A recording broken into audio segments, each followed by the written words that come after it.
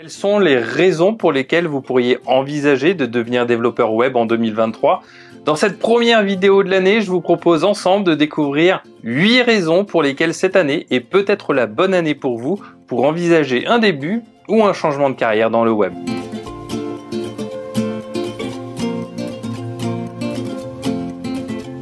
Bonjour à tous et bonne année 2023, je suis David Dias et je vous souhaite la bienvenue sur ma chaîne YouTube où je parle de développement web, de technologie, d'expatriation et plein d'autres thématiques qui me passionnent et qui vous passionnent peut-être aussi. Aujourd'hui, je vous partage 8 raisons qui ne se limitent pas qu'à la France ou au Canada, 8 raisons pour devenir développeur web en 2023, que ce soit développeur front-end, back-end ou même full stack.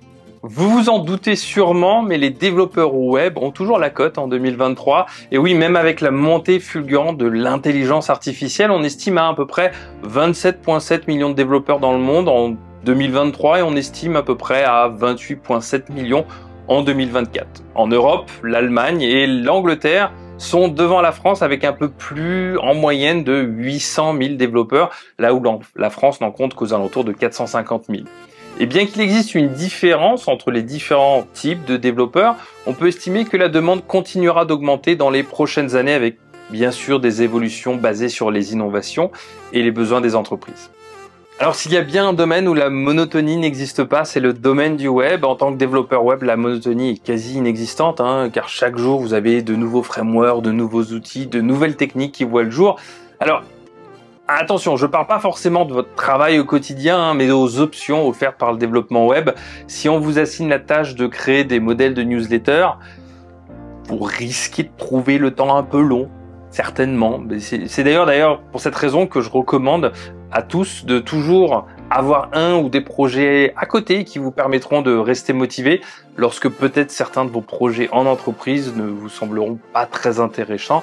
J'ai moi-même une série de projets publics et privés sur GitHub qui me permettent d'explorer des outils et des techniques que je ne pourrais pas forcément utiliser dans mon quotidien. Devenir développeur web, c'est aussi affiner ses compétences en résolution de problèmes. C'est pas pour rien qu'on parle de mentalité d'ingénieur. Me demandez pas forcément où j'ai été chercher ça, mais bref. En tant que développeur web, vous allez être confronté aux mêmes problèmes encore et encore. Cela va vous permettre de développer en vous, si vous ne l'aviez pas déjà, bien sûr, une manière de penser, de résoudre des problèmes que vous pouvez tout à fait réutiliser dans votre vie de tous les jours. Alors oui, c'est quelque chose qui prendra du temps à construire et à améliorer, mais je ne connais pas beaucoup d'autres professions qui reposent autant sur la nécessité de développer une stratégie de résolution de problèmes. Et si vous décidez de devenir développeur, croyez-moi, vous allez devenir un maître ou une maîtresse dans l'art de régler les problèmes. Contrairement à d'autres professions, faire du développement web ne requiert pas forcément de diplôme particulier. Alors attention, ça ne veut pas dire qu'une formation ou un diplôme en informatique n'est pas conseillé, et on aura l'occasion d'en reparler dans une autre vidéo, mais tout comme moi, il existe encore de nos jours énormément de développeurs qui se sont formés sur le tas et qui sont recrutés par les entreprises. Je pense être un bon exemple, même si cela varie bien sûr de pays en pays. Il y a toujours une tendance à recruter des personnes basées sur leurs compétences plus que sur leur formation ou école, même si vous arriverez de rencontrer des sites vous disant tout à fait le contraire. Il faut toujours se rappeler que ce qui est valide en France ne l'est pas forcément dans le reste du monde. Le web est un domaine qui englobe de nombreuses professions, chef de projet, web designer, responsable SEO, développeur. Et il est tout à fait envisageable de commencer dans un rôle et d'évoluer vers un autre. Je connais beaucoup de personnes qui ont débuté en tant que développeurs front-end par exemple, et qui ont fini par devenir des designers UI UX. Salut Thomas d'ailleurs.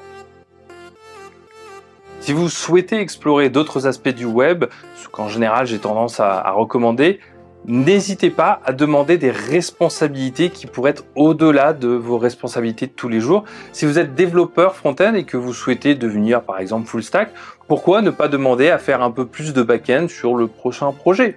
Ou si vous êtes passionné par lui, peut-être pouvez-vous faire quelques propositions de design en faisant bien sûr attention à ne pas donner l'impression aux designers que vous cherchez à les remplacer. Ça peut arriver. Même si c'est pas votre bio de trop départ, mais voilà.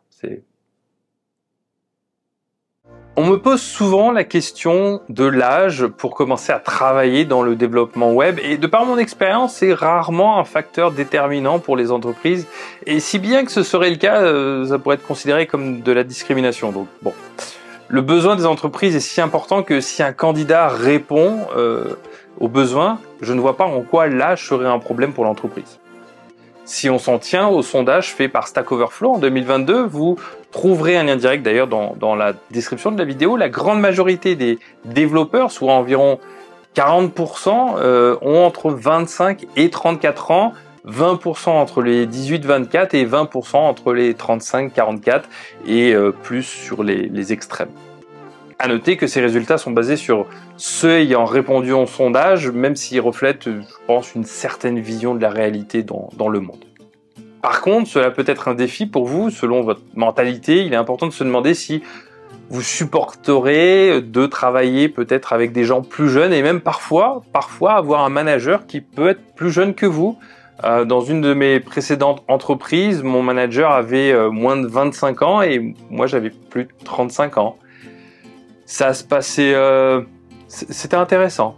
C'était très intéressant. Tout comme il n'existe pas forcément d'âge limite pour commencer à travailler dans le web, il n'existe aussi pas de limite au nombre de likes ou de j'aime que cette vidéo peut comptabiliser. Et si vous ne me croyez pas, il suffit juste de cliquer sur le gros pouce en dessous de cette vidéo et vous verrez que ça marche très bien. Selon les pays et les entreprises, et votre niveau d'expérience, bien sûr, les salaires varient beaucoup. Mais il est raisonnable de se dire que les métiers de la tech et du web en général sont souvent parmi les mieux payés du monde.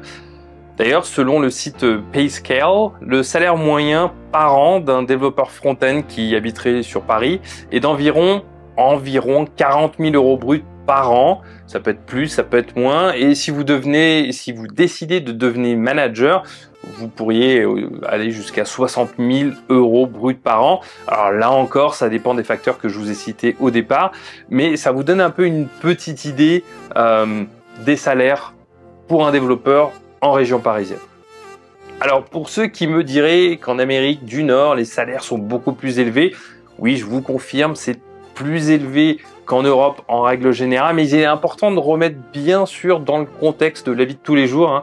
Aux États-Unis, par exemple, le système de santé n'est pas du tout le même qu'en Europe, et ça fait partie des choses à prendre en considération lorsque l'on essaie un petit peu de comparer ces choses-là. La Suisse, d'ailleurs, semblerait, j'ai appris ça récemment, mais semblerait l'un des pays, après les États-Unis, où les salaires des développeurs sont particulièrement élevés. Voilà, si ça vous intéresse, la Suisse, c'est pas très loin. C'est là l'un des arguments souvent phares que l'on présente pour ceux qui souhaitent devenir développeurs web. Effectivement, il vous suffit d'avoir un ordinateur et une connexion d'internet stable, c'est important, et vous pouvez en théorie travailler de n'importe où dans le monde. Beaucoup de freelances savent de quoi je parle, et même si cela est encore plus vrai depuis la Covid-19, nous verrons dans une autre vidéo que ce n'est pas toujours aussi simple. Si vous êtes freelance, bien sûr, cela s'applique davantage car vous avez encore plus de liberté pour travailler de n'importe où. Au cas où vous seriez passé à côté, que vous vous intéressez à travailler comme nomade, je ne peux que vous conseiller le site nomadlist.com. C'est un des sites des références pour tous les nomades qui veulent travailler dans différents pays du monde. Alors, qu'est-ce que vous pensez de cette liste? Est-ce que j'ai oublié quelque chose qui vous paraît important? Est-ce que vous êtes d'accord avec cette liste? N'hésitez pas à me commenter vos réactions en dessous et à me partager les raisons qui vous poussent à devenir développeur front-end ou à l'envisager, ou même pour tous ceux qui souhaitent le rester. Et si vous êtes un peu nostalgique, n'hésitez pas à revoir une de mes anciennes vidéos sur comment devenir développeur front-end. Vous y trouverez peut-être un ou deux conseils intéressants. Ce sera tout pour aujourd'hui et bon, on se retrouve très vite dans une prochaine vidéo.